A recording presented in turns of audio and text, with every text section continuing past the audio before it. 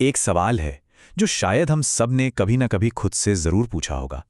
हमारी चिंताओं का, हमारी परेशानियों का असली वजन आखिर होता कितना है? आज एक बहुत ही दिलचस्प ज़ेन कथा के जरिए हम इसी सवाल का जवाब ढूंढने की कोशिश करेंगे। हाँ, तो सवाल यही है, क्या चिंता किसी पंख की तरह हल्की होती है, या फिर किसी चट्टान की तरह भारी? या फिर कहीं ऐसा तो नहीं कि इसका वजन इस बात पर निर्भर करता है कि हम इसे अपने मन में कितनी देर तक उठाए रखते हैं? चलिए पता लगाते हैं। तो हमारी कहानी शुरू होती है एक छोटे से गांव से, जहां एक नौजवान अपने ही विचारों के जाल में बुरी तरह से फंसा हुआ था। कोई छोटी सी बात हो गई, किसी ने कुछ कह दिया, और बस उसका मन वहीं पे अटक जाता था। दिन भर वही एक ख्याल, वही बातें एक लूप की तरह उसके दिमाग में लगातार घूमती रहती थीं। और देखिए, ये सिर्फ विचारों तक ही सीमित नहीं था। धीरे धीरे इस आदत का असर उसकी पूरी जिंदगी पर पड़ने लगा था। रिश्ते खराब हो रहे थे, काम में बिल्कुल ध्यान नहीं लगता था, और मन में हर वक्त एक अजीब सी बेचैनी, एक अशांति बनी रहती थी। लेकिन कहते हैं ना, जब मुश्किलें हद से ज्यादा बढ़ जाती हैं तो कोई ना कोई रास्ता भी निकल ही आता है। उसकी जिंदगी में एक मोड़ आया, एक दोस्त की सलाह के रूप में।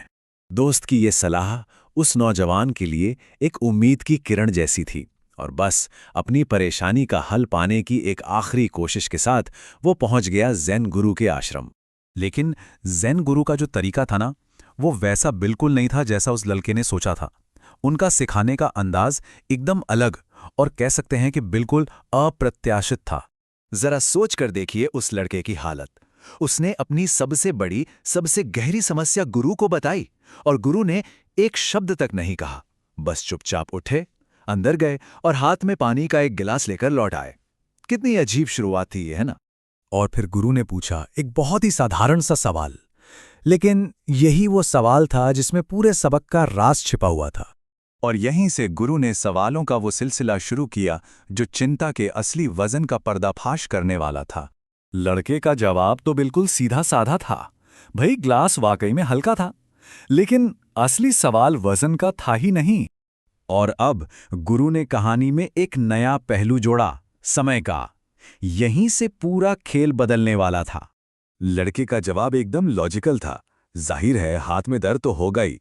गुरु यहीं नहीं रुके, उन्होंने इस सिचुएशन को इसके आखिरी अंजाम तक पहुंचा दिया, ताकि बात बिल्कुल साफ हो जाए। लड़के का जवाब अब तक काफी गंभीर हो चुका था कि हाथ सुन्न होन पड़ जाएगा, मांसपेशियों में जबरदस्त तनाव होगा, और शायद हाथ को लकवा तक मार सकता है।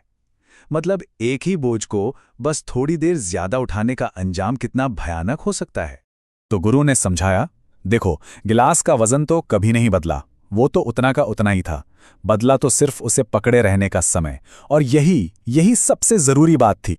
और अब बारी थी असली सबक की, जब गुरु ने उस पानी के गिलास को हमारी चिंताओं से जोड़ दिया। देखिए, यही है इस पूरी कहानी का सार। ग्लास को देर तक पकड़े रहना ठीक वैसा ही है जैसे हम अपनी चिंताओं और पुरानी गलतियों को मन में पकड़े रहते हैं। और ग्लास को नीचे रख देना, इसका मतलब है उन चिंताओं को स्वीकार करना और फिर उन्हें जाने देना।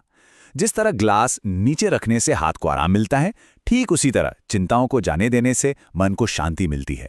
तो सबक बिल्कुल साफ है, जिंदगी की परेशानियां ये पानी के गिलास की तरह हैं।